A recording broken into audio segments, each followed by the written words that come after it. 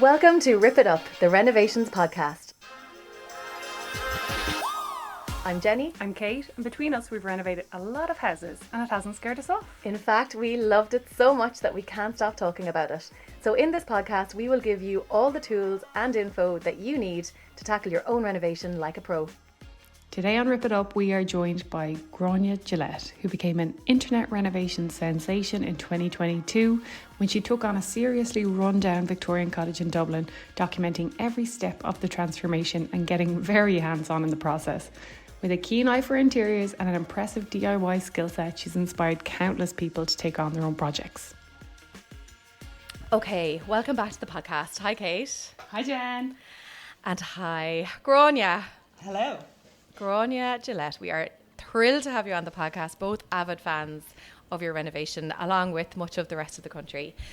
So thank you so much for joining. We've so many questions about where you started, the extent of the job you took on, where you are now, which I can tell, actually, for those of you who aren't watching this episode on YouTube, Gráinne is in her fabulous new kitchen, which has just been finished, and it looks incredible. So I'm sure you're only delighted to have gotten to this point in your journey. Absolutely thrilled, yeah.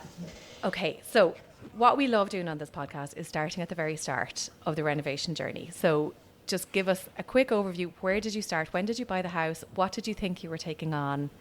And let's get to where we are now, step by step. So I bought the house in November 2022. I think that's when I got my keys. And then that weekend, that very night I came over and I was stripping wallpaper, and then as the week went on I had more family members coming over. My brother came on the Friday night and he started pulling off wallpaper, and then when he was pulling off wallpaper he ended up pulling off plaster work, and then it just started crumbling like these huge chunks of plaster work, and then it just turned out that it was going to be a much bigger job than I ever anticipated. I did know it was obviously going to need a lot of work. An elderly couple had lived there before and they hadn't really changed anything, and obviously, like, there was no, I had a shower in the kitchen. There was no actual bathroom to the house. A shower in the kitchen, I'm sorry. I had yeah. And so I knew I had to do like work like that, but like the other rooms, like the front room, like the good room, you know, I thought, okay, like I'll pull up the carpets, I'll take the wallpaper down, I'll just paint it. That will come together really quickly. I'll be gorgeous. I'll be so cozy in here for Christmas. And that for Christmas, sorry, we're talking November to Christmas with your original timeline. I was okay Just with living with a shower kitchen for a while and then saving up and kind of getting it done. So we thought 2 years, 2 months, and now we're here. Or you thought 2 months, and now 2 years and 3 months later. Well, I thought like 2 months that I would like have be one livable. room kind of ready, yeah. And it wouldn't be like done or anything like that, but I would move into it and then tip away at it in my evenings and weekends and stuff. But that did not turn out how it was, yeah. Oh my God, it's something we say so much though. It's like you go into these old houses and it's so tempting, right? You see the paper, oh, it's just peeling away there, I'll just pull a little bit, and then comes down the wall. Or like you start to touch like, I don't know, any of the kind of old floorboards, and then you say, oh, it's all rotten under there, cool. Like, so where do I go from here? I think if you want to move in, don't just paint over your wallpaper. Don't investigate anything. That's what I did this time. Yeah, I was like, don't touch that wallpaper, just paint it. Yeah, because if the house is going to fall down, it doesn't have to be on your watch. Yeah, exactly. So if you just need to live there, just paint it or ignore it. Just live with the wallpaper and just don't touch it, and you'll be fine. But if you start pulling at things, you'll just uncover so many issues. Yeah. Yeah, wallpaper is structural in these old houses, people. Yeah, it really is. Is that load-bearing wallpaper? Yes, don't touch it. Yeah. Gráinne, I'm really keen to know, what made you think that you were able and willing and confident about taking on a job such as sanding floorboards? Because I really, like, we really want everybody listening to get to that place where they feel like they can do it themselves. And I know it's a huge job, but had you done stuff like that before? No. What made you? No. Okay. So, no. So I really. just always had this belief that I would be able to do these things. You know, like when I was a kid, I always watched those shows like Property Ladder and things like that. And you just see like regular people just getting stuck in it. So it's like anybody can do anything. And it is like, I do think that's so true. Like there's obviously things that you need professionals for, but like the demolition kind of side, like anybody can do that. You don't need to be skilled to do that. And like, what's the worst that can happen with some of the DIY things that like you fail and then you end up having to get a contractor anyway? It's not like the end of the world. So like, I think watching those kind of programs, you know, all like Escape to the Chateau and stuff like that, like people just try it. So then it's like, why couldn't I try it? What's different with me? So like my mum's quite good at just like giving things a go as well. Like she helped a lot with like my parents, like I roped in all my family members to help at some stage. So it was just, I don't know, I just always thought I would be able to do it. So I tried it. And It's actually a lot of things I couldn't do, but some things I could do. I find like that demolition part is very therapeutic as well. I remember doing it at my old house where we like cleared the site for the builder to come in, and I was like, we probably saved ourselves, I don't know, 4 or 5 grand in demolition charges and fees and whatever. And I was like, that was just cool. We just got to like knock walls and like I know, it takes off. like 10 times longer than like a team of builders coming in to do it, but then at least you have a bit of a part in the renovation yourself as well, even if that's like the only thing that you do. And like it's fun, like taking apart walls and then seeing the house change as well. When like where I am now, that used to be kind of like 2 rooms, and then there was like the WC and then like another little hallway kind of thing, so I knocked all that into one, and like I just did that myself, and that was very satisfying to do. And then just seeing like how the light changed and how the space opened up and everything like that, so that was very enjoyable. I'm going to say, before anyone sues us because we told them to go ahead and knock their house down, be careful of electrics, be careful of plumbing, and be careful of structural walls. I did get advice. That's it. The rest of it, get a bit of advice. I got a But builder and an architect to tell me what was load bearing, and I turned off the electricity and stuff like that. Like I had like no electricity here for like so long while I was doing things, and And then beyond that, you're so right. What's the worst that could happen? Just give it a try. Try things out. Like, obviously know your limits with some things, but like don't go putting in a new boiler yourself, or like that kind of thing. Electrics and plumbing, I don't know. I wouldn't be trying that myself. But like the other stuff, I think you can give it a go. Of those big DIY bits, because you were doing like floor insulation and everything at the start, right? Yeah, I did that. Don't recommend that. Really? But you know, what are the ones you would do again, and what are the bits you wouldn't do again? Well, I suppose the floor insulation, like I think I'd do everything again because I would do things differently. Like I'd learn from my mistakes. So I didn't enjoy the floor insulation, but I think I overthought the whole process, and I tried to do it like perfectly, and I couldn't do it perfectly because none of the walls were straight, none of the floor was straight, so trying to like level it off and everything, and like I didn't have like big tools or anything like that. I was just like me and my mum doing it, or me doing it by myself. And then like we did the front part of the house, and then the builders did the end part or the back part, and they did it in like 2 days. But then when I came in and saw what they had done, I was like, why did I need to be so like overthinking of what I did? Like I was like, we both got to the same standard, or like I shouldn't have been so thriving for perfection, which I never would have gotten, and I didn't need to. Like I overthought the whole thing, so it took me like twice as long as it ever should have. But like I would do everything again, but like now I know what I would do better, so there's nothing that scared me off. Like I didn't enjoy it, some of it, but I would do it again. Yeah. Oh my god! So, like I was pretty much in awe. Like I definitely haven't ever tackled anything like floor insulation and all that. When I saw those videos, I was like, fair play. But like when you actually see these houses stripped back, they are pretty basic, right? Like they are. They're not complex systems. So like once they're actually stripped back, like you said, like there's not a massive amount that can go wrong. So no, exactly. Load-bearing walls, but like you can do bit by bit. Or I remember we did some patch plaster repair in our current house, the one that's been renovated, and people were like, "Well, how do you not plaster?" I don't know. I just watched a YouTube video and just mixed a tiny bit and started on this tiny bit, and then spread a bit or whatever, So I think it's just like tackling those little bits, little by little, and building your confidence.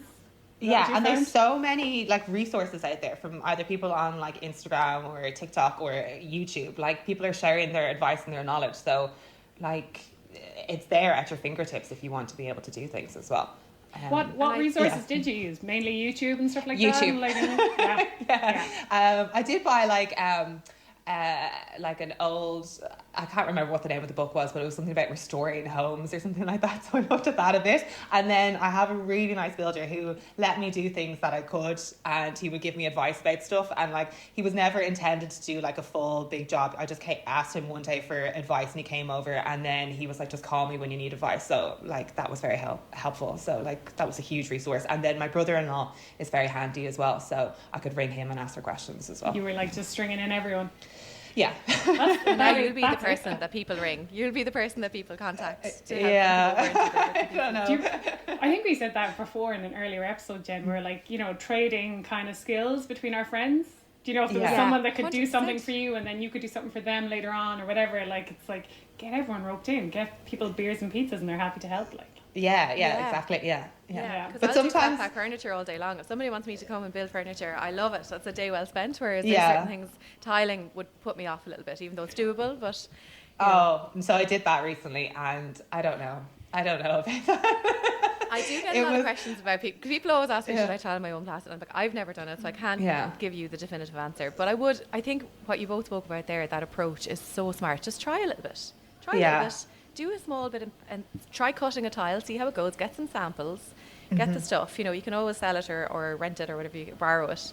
And try tiling a little bit. And if you can do it, great. And if you can't, nothing lost. Yeah, I think my problem with tiling, like, it just took me months to get my tiling sorted. I just hated doing it because I didn't have the right equipment from the start. And then, you know, I was cutting outside in the depths of winter. I just, like, hated the whole process. But, like, now I'm like, okay, I would just, I can use a grinder and stuff now. I'm, like, happy with using that.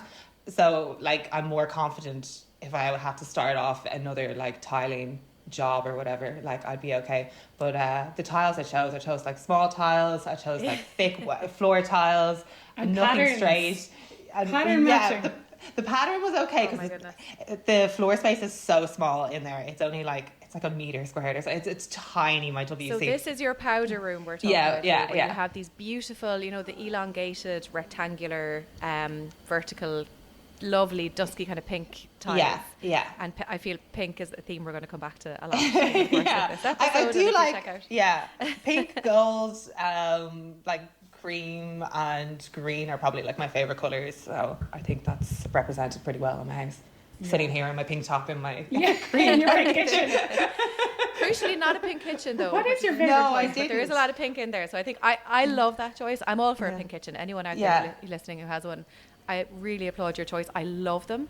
But I think the way you've gone about it, Gráinne, to choose a neutral colour and then to have lots of pink accents, it just came together so beautifully. I'm so impressed. Yeah, gorgeous. Yeah, like I was, when I first started planning my kitchen, I was going with a kind of an off-white cream kind of colour, and then maybe having like those Zelig tiles and brass details and things like that. And then I was like, oh, maybe I should do a pink kitchen. So I was onto that for ages. And then I saw someone's pink kitchen online. I was like, oh, I just don't know. Maybe that's just, I don't know. I have enough pink. I have a pink front room. My bathroom is like pink, and then my powder room is going to be like pink as well. And I have lots of nice pink artwork. So it's like, maybe it would just be kind of like overkill or whatever.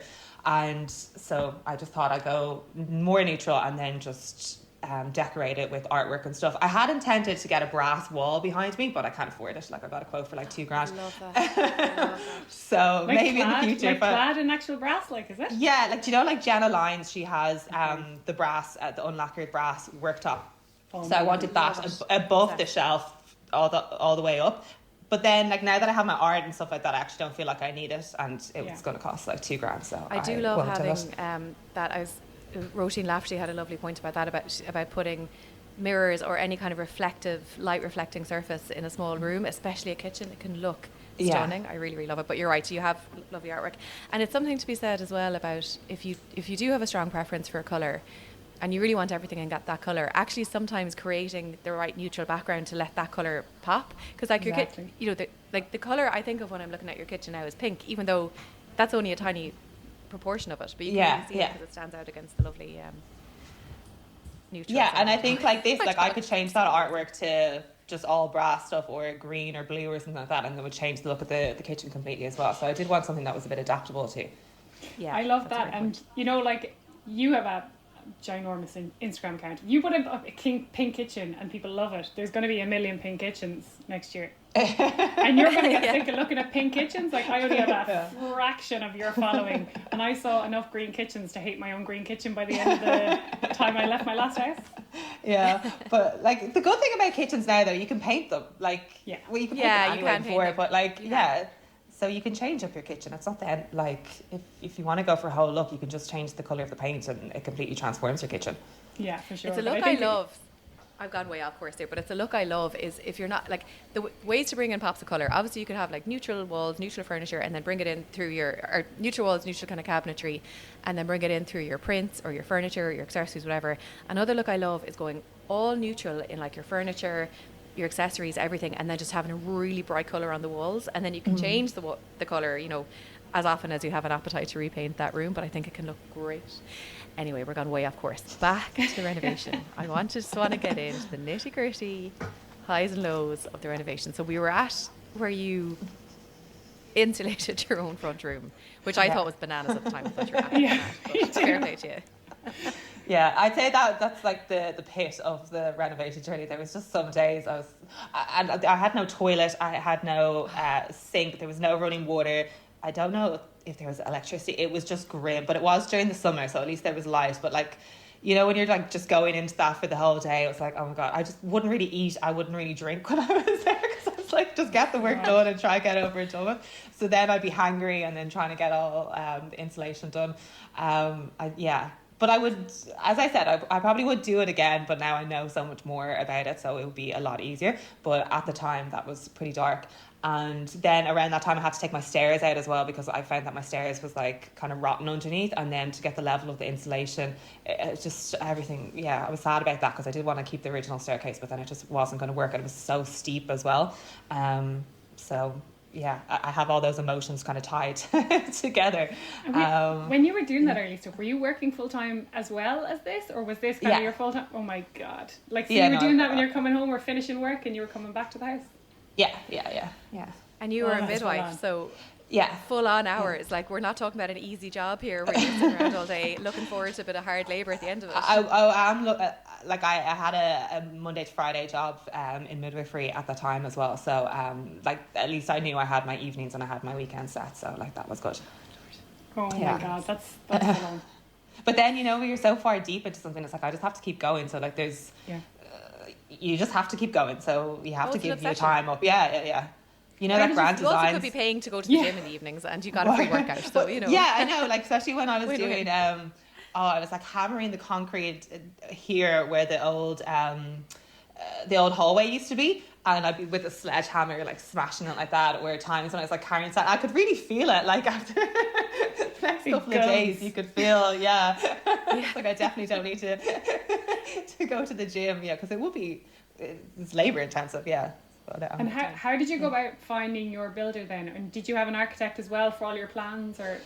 No, I just had my dad's friend is an architect, or the guy that did my parents' house years ago. He's an architect and builder, and he just came and gave me advice. And also, my dad had a conservation architect come as well. I wasn't able to meet him that day, but my dad met him just for advice about damp and like low bearing walls and all that. And then my builder had been the carpenter on my parents' job that was done like nearly 20 years ago at this stage. And he had set up a building company. So when my dad met his friend, he just like, I'll get on to Jonathan and maybe he'll be able to give you some advice. And then I clung on to him. I asked him for so much advice, and then he ended up doing like so much work here as well. Okay. And then can I move into the kind of prettier side, or I think the more fun side of renovations? When you had a lot of that like guts work done, and you know, how did you start to kind of craft, like you obviously have a really clear aesthetic, right? Even from early on in your kind of Instagram grid, you've like, you know, you knew your style, but like where did you look for inspiration? How did you decide what finishes you're going to do in what room? Did you have a process, or did you just kind of go with your gut? I kind of just went with my gut. Like obviously, like I spent an awful lot of time online as well, on like Instagram and Pinterest. I think just from going like traveling, going to nice restaurants, hotels, that kind of thing, seeing how things are done, like looking at like house walk arounds with different people. I'm an interior designer as well. I went back to college and I did a degree in interior design, so that's obviously hugely influeed. Wow. When did you do that? Are you still working as a midwife as well, or have you moved fully now? I now work. I am a midwife, but I work in project management in the hospital. We're bringing in electronic medical records, so I'm part of that project. And then I went back to college in 2019 and I did my degree then, so I do some part-time when I can as well. So that obviously opened up a whole new world for me as well. So that influenced, and just even like my friends from college, you know, seeing their design aesthetics, you all just kind of like influence each other. So I don't know. I think I take inspiration from like everywhere. Do you know, like if you could go to a coffee shop and you see something nice, where you're in like I don't know, even clothes and things like that, and just from being on Instagram and coffee table books, all that kind of stuff. Yeah, there's inspiration everywhere. Yeah, everywhere. Yeah. And so, sorry, go ahead, Jen. Were you going to ask something? No, well, the only thing I was going to mention was because I get the sense you have a fairly strong personal style as well. So it really helps, and it like that level of cohesion. I don't know if everybody would have that naturally. I think it all came together so beautifully. I feel like you had a strong vision of what you really liked and didn't like, and kind of, Yeah. you know, Yeah, and I stuck to think that, so, yeah. obviously like going back and studying design and stuff like that, that helped with you know, knowing more about like scale, proportion, all that kind of stuff, and taking that into consideration when designing as well, and then learning about materials, like that was huge. So Yeah. you know, I was ready for a Contrast. renovation. Yeah. Yeah. Yeah. But I think like Sorry, Kate. Go ahead. Sorry, go ahead. Yeah. I was going to say, you know, you run the risk, I suppose, in a smaller house when you kind of clear it out like that and you put in more modern glazing and you have quite a neutral palette kitchen, of it being a bit like kind of soulless and plain, but you've brought so much warmth in through the pinks and the gold accents. But also what I love is your thrifting and your kind of second-hand furniture. Could you talk a bit about that? The Because street chairs. I'm obsessed with the street chairs. I think that's my favorite activity in the world, is to go off for a day and go secondhand vintage shopping. Like, it gives me such a thrill when you find something. So like my couch in my front room, I got that for like €150 from Pete's Antiques, and it is just, it brings me so much joy. It like stopped me in my tracks when I walked past it. I was like, should I buy this? And I was so deep into like the dark days of the renovation at that stage that like, there was no chance like of me a beacon sitting. of light. Yeah, but I think that's like the nice thing, that like they held on to it for like a year before I got it. Really? But that's so nice. We and love I think, Pete's Antiques. yeah, it's just so good. And like having like one-off pieces like that, then that influences the rest of the choices. So then I had like a floral sofa. So then, you know, I knew I had to have more of a, you know, I wouldn't go for like a crazy wallpaper or anything like that. So getting like pieces that influences the rest of your like style journey and your choices. And I have a good bit like like I've always just kind of liked secondhand stuff. Like my sister, she used to live in France, and going over to her, we go to like the brocants and things like that, and she used to sell vintage clothes. I'd always help out with that. And like, so we went to like the big flea market in Lille, you know, like they turn the city into like a flea market, and just, so we've always kind of been around it a bit. So like I have no qualms with secondhand things, thrifted stuff. Like, I think it's just so nice. They're more like individual, and sometimes you don't know what you need until you see it when you're out on a market or something like that. Yeah. You have to have a lot of patience, but then the payoff can be huge. The payoff can be cool, yeah. And you can just get such lovely things. Like, I got a really nice silver butter dish the other day in Enniskerry, in that secondhand shop that's there in the town, and it's just gorgeous. It's lovely. And then I have like things that used to belong to like my grandparents as well. Like I have their old kind of like drinks cabinet now that's in my front room. I have like a wickery kind of coffee table that belonged to my great aunt. So it's just like nice to have pieces of my family with me as well. But they're like such important pieces as well. They're like heirlooms, I guess. And then they're like, I don't know, I just love the idea of that really simple palette, like neutral everything. And then, like you said, with your kitchen, it becomes so adaptable. You change out the accessories and it's a whole new space, right? Yeah. Like and actually my kitchen chairs, I found them on the street. The street chairs. I'm obsessed with the street chairs. Yeah, they're my street chairs. I just finished recovering them this week. But like that, I was just driving down and I saw people throwing them away, or they're outside a skip, and I was like, are these going in the bin? And they're like, yeah. And I was like, can I have them? So listeners, if you're watching this on YouTube, you'll see the recently recovered street chairs. But if you're listening, go check out Gráinne's Instagram on Gráinne Gillett. I mean, these chairs, when you picked them up, I was like, what is she doing with these? I have a bit of vision for stuff, but I was like, what is she doing? They were these kind of office chair. Blue office chairs. Blue office kind of chairs, you know, the chrome metal wraparound. And now they've been recovered and redone, and they look incredible. But my God, they were. I would have walked right past them and left them on the street. They were blue for so long as well, and then like about 2 weeks ago I was like, I cannot stand this one more day, so I finally got to recover them. And I wanted to see what my kitchen was going to look like anyway, and then like decide on it. But like you see, like when you go into those like vintage and secondhand shops, like there's so many chairs and things. It's like, why am I actually going out and buying a brand new piece of furniture when there's so many pieces of furniture there ready to go? You don't have to pre-build them. You can individualize them yourself. Like, it does make you think about the waste and everything like that to do with interiors. There's so much good options. I personally think some of those older pieces of furniture have better backbones and better structure in them than some of the more flat backy stuff today that aren't built to last at all. So I think you can really get gems. Had you done any upholstery before, or were you just trying your hand at it and seeing? No, I don't think I'd done anything before. It's just a staple gun. Yeah, just I bought an staple gun. electric staple gun, which is good. It's very fast. But I was using like a handheld one. I don't think I had done anything like that before. Yeah, but it was easy. Like that was I've recently done my sister's kitchen chairs for her as well, so I started with that. It's a perfect little kind of entry level for upholstery, but now you're going to start buying other bigger pieces and bigger pieces. Yeah. I remember Once you buying. see how easy it is to recover. Yeah, Yeah. That's great. I bought a big ottoman one time on adverts, and I think I paid like €50, and it was like one of those hideous kind of metallic-y big bold patterns, kind of repeated pattern in it, but I noticed it had a cool curve in it, and I was like, that could be really cool, like recovered. So I got like Bun Features on Amazon or something, and then I recovered it in like a neutral boucle at the time or something like that. But like unbelievable, it was like £50. I think I spent £20 on fabric or something. Yeah, and I think if I was to buy the thing new, it would probably be like 800,000 euros or something in a custom fabric. Yeah. And then you had a part in it as well, so every time you look at it, you're like, oh, I did that. Yeah. I think that part can't be underestimated. Like, you know, obviously the amount of work and effort and labour that you put into your house is enormous, and shouldn't be underestimated to anyone thinking of taking it on. But the satisfaction of sitting in a home that you've worked, like your own blood and sweat and tears, well, maybe not blood, but, you know, potentially a little bit. No, I'd say I went did. into. Definitely got a few injuries. Did you not hear about the sledgehammer? There was definitely few knuckles grazed. But the satisfaction that comes from that, I'm sure, does it feel incredible?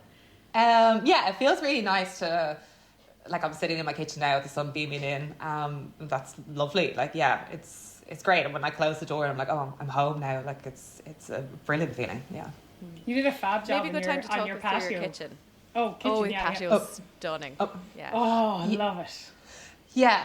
I do need to get some planting. So I went with an Egyptian limestone for my patio, and I was very particular that I didn't want anything too orange. I wanted it more beigey, very neutral, very light. And then I have kind of like cobbles as well around, like I have a step up, so the cobbles are around that, and then a little bit detail just as soon as you walk out the door as well. And it's just really nice and neutral. Like before, when I bought the house, there was a garage, and then there was just like, well, it's wider than that, but it was just a concrete courtyard. There was one little plant in it, and like now I just feel like it looks huge outside there. It's so open and airy and everything like that, so I just need to get on with my planting. I need to paint the walls, but yeah, I can see my summer ahead of me sitting out there, which is nice. Is it real limestone or is it actually porcelain effect? Or no, it's real limestone. Oh, it's real limestone. Yeah. Were you kind of like warned against it for maintenance or anything like that, or what's it meant to be like? I do have to seal it. I haven't gotten around to sealing it just with the weather and everything like that. But once you seal it, it's supposed to be like fine. Really? Yeah. Oh, and it's I'm in a courtyard, so it's not like too much stuff can like fall into it or stain it or anything like that. So I think it will be fine. And I wanted something more natural than a porcelain out there as well. I wanted it to feel a bit like not rustic, but like a bit more lived in, I suppose. Yeah. Oh, when planting goes into that, it's just going to be such an oasis. Yeah, I need to learn how to garden. Well, I just have a planter. Actually, my planter is built out of old bricks from the walls of the house, so that's kind of cool. That's so nice. Yeah. I love that. Great idea. Yeah, it's nice to look out, and then I'm like, this is like basically the bricks that were between the kitchen and dining area is what's like looking out at me at the planter there. So there's probably some blood, sweat, and tears in that too, literally. Yeah. Okay, let's go from the outside in then, because I'm just dying. I remember the day on Instagram when a bunch of boxes arrived with your kitchen in them, basically, and the work ahead and getting everything installed. So talk us through, was that one of the first things you laid out, or your living room I know came first, but like how important was your kitchen? Because for both Kate and I, that was definitely where we started and the biggest job to get the layout of the kitchen right. Yeah, like your kitchen design process. I have been planning my kitchen since the start. Like, and I had so many different layouts. Like, I used SketchUp when I was designing and trying different layouts. And every time I went to someone's house, I was like opening up the kitchen cabinets and saying, like, what do you have stored in here? Like, what do you do? So it was always on my mind. But like financially, I had to leave it until the end, like towards the end, to be able to do. And I think maybe if I was to do my renovation again, I might install like a proper sink somewhere at the very start, just to have a little bit more of a kind of a kitchen kind of zone or something like that. Living without like a kitchen sink, I found very hard the past like 6 months I've been living in the house or so. But I've been planning it for like the 2 years before that. Like, you know, as soon as I went, sale agreed. Before I went, sale agreed, and I was like, that's my house, you know. This is what This is my my kitchen's kitchen gonna look like. design. Yeah, Kitchen yeah. design's gonna look So like. it Yeah. did change as the renovation changed, and then obviously like structural things changed. My original plans, like I had to get the whole back of the house rebuilt, and I had originally planned on doing kind of like kind of a pull window, what do you call it, like a sliding kind of window, and then having like a breakfast bar outside, and then I changed that to having like, you know, a full wall of glazing, and then that changed the shape of the kitchen and everything like that. So you know, things happened along the way that influenced design, but it happened in a good way.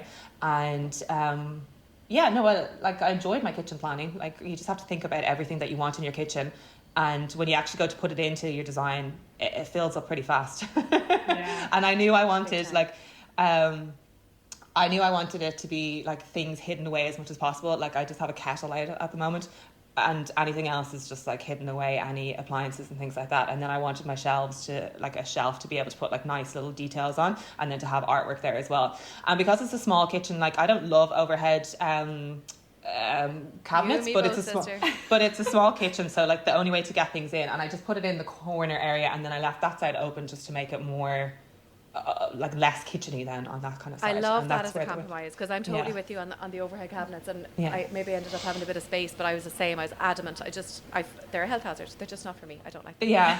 But I But love I- your and compromise then- there. I think you've done a great job of really maximising the kind of the storage that you just needed, and then still having some of that open space above the sink. It looks amazing. Yeah, and then I didn't put like I have my handles there on below, and then I left up above nice and plain, so then it would just be a bit more Fab. seamless, I suppose. Yeah, Yeah. but It actually, like almost there is. blends in. Yeah, I only have like my extractor fan is in one, then a corner unit, and then I have like tea and coffee and glasses and things like that. So it's quite handy to have them. But I love the look of just like if you had a gorgeous big kitchen and you just have like a nice open shelf and Yeah, I love curate it really nicely. That's what I love. We yeah. talked about this a bit, because Jen is like, pretty against overhead cabinetry. I'm not so against it, because I think we have this memory of like the way overhead cabinetry used to be, like a line, then it would go up for your extractor and then back down, and it was just messy. Like it never looked clean overhead cabinetry, and there was handles bloody everywhere and shaped doors. But I think some of the more minimal overhead, especially when they're really elongated ones. Have you ever seen overhead cabinetry that goes all the way to the ceiling? So the door is like real long rectangular doors. I think they can look really slick if they're done right. Yeah, no. Yeah. I know agree. that look of like that pine kitchen, and there'd be like the extractor would be like at a different level. That's like all our thoughts of it. Yeah, mine's all at the one level as well. Yeah. I was so adamant about that. So then I had like I'm like tall enough anyway, so they're quite tall like to get to. Otherwise they'd be a bit lower. But I didn't want to have the extractor and then lower Different down level. than the end of it. Yeah, I just like when everything's a bit more neater like that. Yeah, but there's definitely a place for, because otherwise you really lose a huge amount of storage, and then you need to have nice things to be able to put on open shelves as well. Like you don't want to just And have. you have to be somebody who's going to keep them nice, otherwise they You get have to be very somebody. quickly in That's your life. so Yeah. key. Like Yeah. if you're not someone that has nice, set out shelves, don't put in open shelves. You know, No. even though Don't it's a do it. trend, like don't do it. Your kitchen will Yeah. always look messy then. If you have like Exactly. letters up there and like plastic water bottles or whatever, like you have to have a lovely collection of stuff like you have there, or else don't put in open shelves, I would say. Yeah, I definitely agree with that, and it gets greasy then as well with your cooking and things like that. So Totally. it has to be And stuff dusty, that's to dust it. yeah. Yeah, Yeah. no, reality sets in. I'm aware of that. I love the option to have them out. I know there always has to be a bit of compromise, but funnily enough, the only time I don't like them is in a small kitchen where you actually need the storage. So I'm contradicting myself. Actually, in a big open space, I do love those big tall cabinets. I think it all fits better, but you probably don't need the storage because you already have loads of under counter storage. So I'm a walking contradiction, really. You can never have enough storage though, can you? You just have so many things. I'm funny on this because obviously I have a tiny house as well, and I'm really big on storage and maximising storage and having stuff everywhere. I also though feel there's a line, and this is easy for me to say because I don't have kids and I just don't need a lot of extra storage, but there's a line because sometimes there's this mentality of like put storage in everywhere and you have to have, why would you have that wall bare, you have to have cupboards there, but if you do that then you fill it with stuff and then you have more stuff and you don't need all the stuff. So there's you can have too much storage. Maybe. Yeah, I you think can. everyone Sure. just needs to think through really realistically, like what do you need storage for? What are you going to put there? and maybe put a little bit extra, because there's always a little bit extra. But if you put too much, you get too much stuff. And we have too much stuff as it is. Like, I need to start culling things down, I think, in the house. Yeah. Oh, I love if your doing kids in the house like, ignore me, you can't have too much storage. I love doing an old clear out. No, but even kid stuff. God, the amount of kid stuff you amass, like just from like grandparents bringing toys and whatever. And toys are so kind of cheap and throwaway now that they're everywhere. Like they're in a bloody McDonald's Happy Meal or whatever. So like every 2 months I look at their toys and I'm like, they haven't played with that and that and that in a while. I'll put it into a box into the garage. If they don't miss it within like 2 weeks, I'm like gone to the charity shop. Yeah, there's so much of, and the toys are all like primary colours and things like that. So you stop, I know. hidden away, yeah. And you buy the nice wooden ones. They never want to play with them. They don't want them. No. One Christmas I got all my nieces and nephews all those nice woodeny kind of things, and it was the worst Christmas for them, I'd say. Sad. I spent a fortune, you know. No, I just want to go around in this fire engine inside the house. Yeah, All the loudest, brightest thing I could possibly find. Yeah. Oh, I loved your find recently for them, the toy box, and you painted it. Yeah, that was gorgeous. I had been on the lookout. I had hoped to have done it before Christmas. I just couldn't find, even like to get a new one online. And then I was like, I don't really want to buy a new one. I feel like it's something that should be available in a secondhand shop. I will find one. So I got it done like last weekend, and they like it. So I got I need to put like the safety things on it, so it's kind of hidden out of sight from them for the moment. And yeah, it's cute. So they have a lot of dress up clothes, so they'll love it. Yeah, it's gorgeous. Yeah, I love it. Yeah, I love it. Very cute. Back to sorry, can I ask in the building stuff? We kind of forgot to mention. Did you go for any grants in your house at all? I got